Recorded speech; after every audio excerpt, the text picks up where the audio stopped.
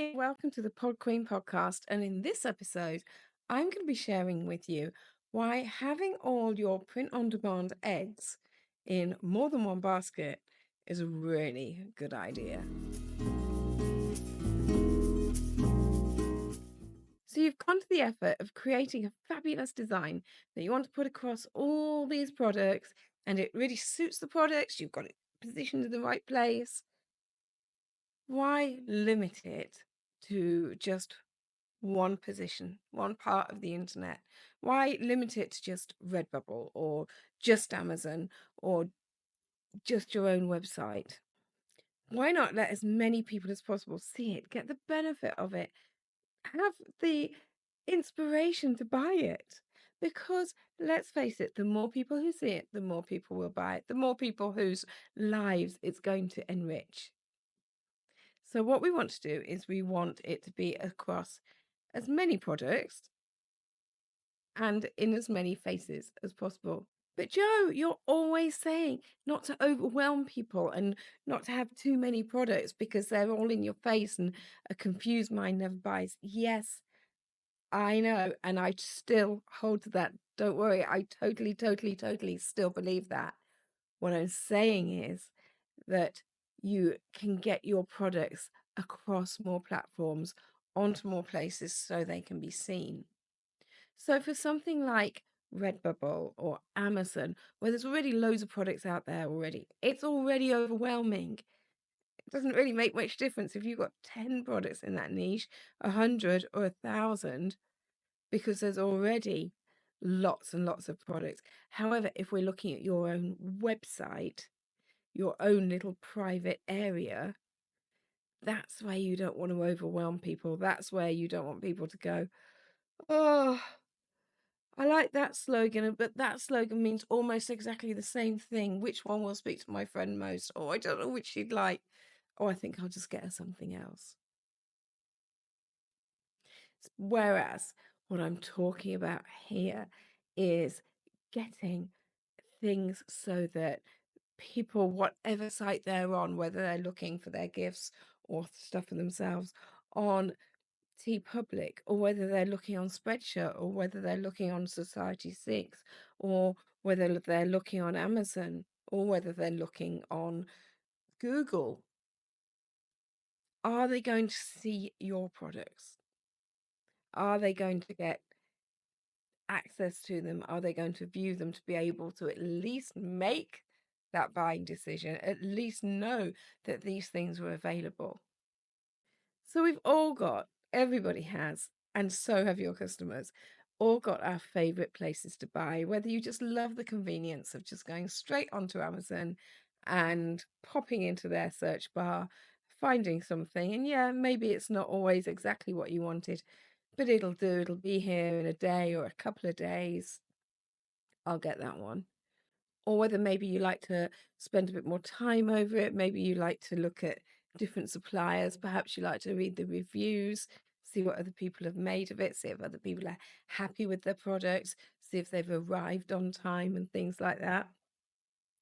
Maybe you've had a really good experience from one particular site. So I like to buy things from Redbubble, for example, because I know they come fairly quickly and I feel like I'm supporting other artists. I'm supporting other print on demand people like me, other potters. So I really like that. And plus I like the fact that it's a bit more interesting than going to some mass market provider, like going to a shop, a big chain store or something like that. So why, if I've got all my products and all my designs all over all these different platforms, why, if I'm doing that already and I'm a complete strumpet, I've got them everywhere, why am I not holding back when it comes to having my own website as well? Why is it so important to have my own website as well? I'm not a control freak, but I like to have an element of control. And with the platforms, you really don't. However, with your own website, you are getting people's email addresses, you are getting information, you are the person in charge of things like customer relations. You can be doing your email funnels, you can be doing all your email marketing, all related to taking people to that site. And because the buck stops with you, you get a certain amount more flexibility too. But there's more than just that. Say I want to run Facebook ads or Google ads. If I want to do advertising and I'm sinking money into it, I certainly don't want to be sending people somewhere where they can see lots of other people's products. Now, obviously, the exception to this is something like Amazon ads, because I can do Amazon ads and send them to my product, but I have to go into that with my eyes open, knowing that yes, I'm sending them to my product, but they might get distracted and they might go on to look at other people's things. Now, having said that, so the benefit with Amazon and what you're paying for with your Amazon ads is to get at the top of those listings and be the first one people see. But people do still see the other listings. Whereas with something like a Facebook ad, you are directing them to your website, they're getting to your website. That's it, you've got them. They're looking at your products. And does it really matter fundamentally whether they buy the t-shirt with this slogan on or this slogan on? It doesn't matter because they're both yours and you're going to get your royalty anyway. It's a sale. A sale's a sale. Doesn't matter which product it is by that point. The only difference would be if you say you had two different quality t-shirts and you really want to push them more towards the high-end one, but you've got a budget one and they end up choosing the budget one. Well, these are all decisions that you've had to make while you've been building your website and deciding on what stock you want to have. Is it wise to have different levels of things? Again, we might be getting into overwhelm here. So, Joe, now are you telling me that not only do I have to spend my time creating these wonderful designs, but also then I've got to spend it on a repetitive rigmarole of putting them on all these different sites, print on demand sites and platforms? What happened to the allowing you time to sleep and eat and live your glorious life? Well, fear not, because there's a solution, and the solution is automation.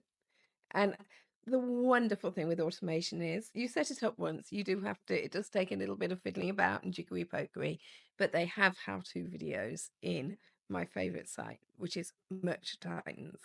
So with Merch Titans, they show you how in the videos, and then it's very simple each time. It's just literally flicking a switch each time to say which site you want to go on, and you can put it on all of them. And it works for Amazon Merch on Demand. Yeah. Printful, and I'll get to that again in a moment. Spreadshirt, TeePublic, and Redbubble. 5 places at once. Brilliant. And you can, as I say, untoggle them, which means that you don't necessarily have to do it onto Merch on Demand if you don't want to. Say, for example, if you've been watching my Merch on Demand videos, you know that you haven't got enough slots left. So if you haven't got enough slots to be able to upload 100 products, say, or 50 products, or another 10 products, then maybe you want to untoggle Amazon for that and wait till you've got some more slots. But then you can still do all the others. So that pin that I just put in Printful is an integration. So that means it links to Amazon Seller Central, also Etsy, eBay, and your own website if you've got a Shopify store. So that means you're using automation for suddenly those 4 platforms that I mentioned, but then also all these other areas via the Printful integration. Magnificent. Just magnificent. So that covers, I mean, it's a whistle stop tour, but that covers the print on demand for products side of things. But you've got those designs sitting there. They're working for you on t-shirts and mugs and hoodies and duvet covers and deck chairs or whatever. But we haven't finished yet, because then you could go ahead and use them as a notebook cover for KDP, Amazon Kindle Direct Publishing. It's very easy to go into Canva and create a lined notebook. Or maybe you want to get a little bit more exotic and do something like a planner or a journal or a logbook or something like that. And there are loads and loads of inserts, these templates that you can buy from places like Creative Fabrica. And as I always say, edit them, change them, do something different, because think about the buying experience. Think about the person who buys it from Amazon, because we're talking KDP, the person who buys it from Amazon and they open it, and then inside it's exactly the same as the one they bought from somebody else last week, because all you've done is change the cover. You haven't changed anything on the inside. So yeah, mix it up a bit. Okay, obviously with a lined notebook, people are not going to get overexcited about the fact it's another lined notebook. That's what they've bought. But if they've bought something a little more interesting, a colouring book, a planner, a journal, they probably expect you to put a little bit more work in rather than just downloading something generic. But then what about digital assets? What about selling just the file?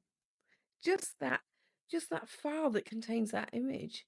So you're not actually doing any of the work yourself, just the image that you've already created. People buy those. And if you want to make it slightly different so that nobody can actually buy and create exactly the same notebook or t-shirt or mug or hoodie or all of those other things as you can do that. That's not going to take you long. Do a little tweak, make a little addition, maybe make it not quite so special or make it more special, whatever you think.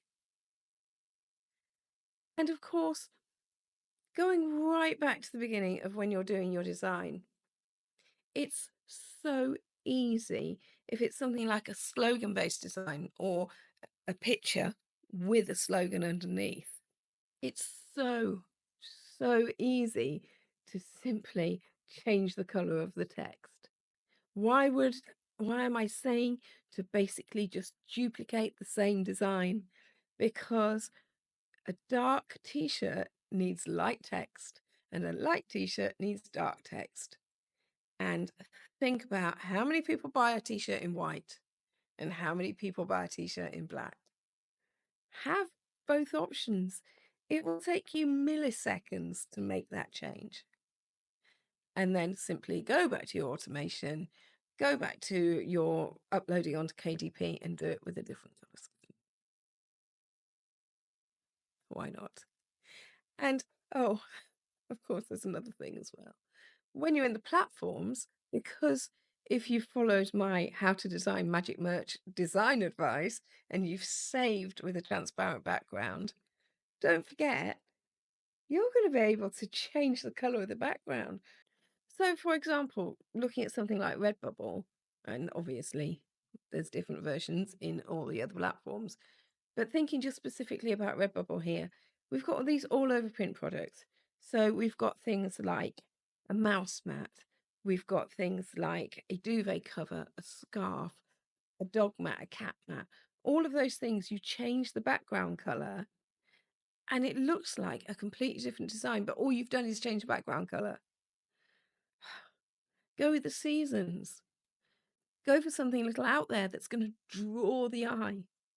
Why not? Because it's going to be really quick to do.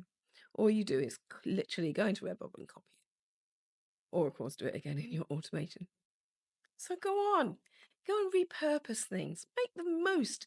Really, really utilize those designs that you've put so much time and effort into creating. And then later on, we'll talk about what happens when you've written a book. How can you maximize that? Well, what about turning it into an audiobook? There's always another place, another step that you can take these things to. And the only real limit with print on demand, with passive income in general, is your imagination. So don't forget to subscribe to my YouTube channel. Just put in @Jo_Wildsmith and you'll find me. In the meantime, I'll leave you to it and I will see you on the next episode.